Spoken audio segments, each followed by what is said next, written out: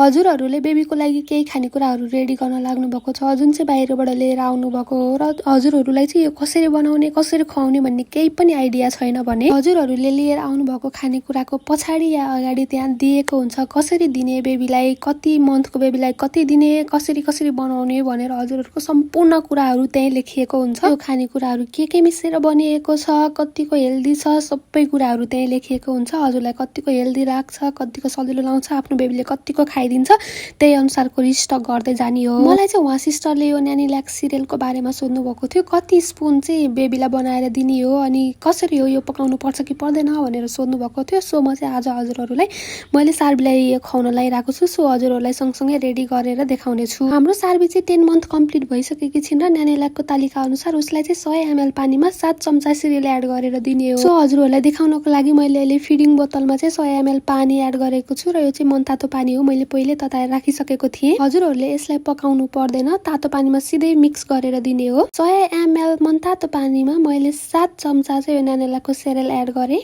यसलाई 1 मिनट जति मैले राम्रोसँग यो डल्लाडुल्ली फुट्ने गरी मिक्स गरेँ, घोलेँ एकदम राम्रोसँग। यता सार्बीलाई खाना हतार परिसक्यो, मैले यो बनाएको जति उसले पुरै नै फिनिस गर्छ नि त्यति फेभरेट हो उसको यो सिरियल। ल हेर्नु साथीहरू, यो रेडी गर्नको लागि मलाई 2 मिनट पनि लागेन। यो जति छिटो रेडी हुन्छ नि त्यति नै मिठो मानेर बेबीहरूले खाइदिने गर्नुहुन्छ। पकाइरहनु पर्ने झन्झट पनि भएन, ट्राभल फ्रेन्डली भएको र एकदमै सजिलो हुने। सो मेरो चाहिँ फेभरेट हो सार्बीको।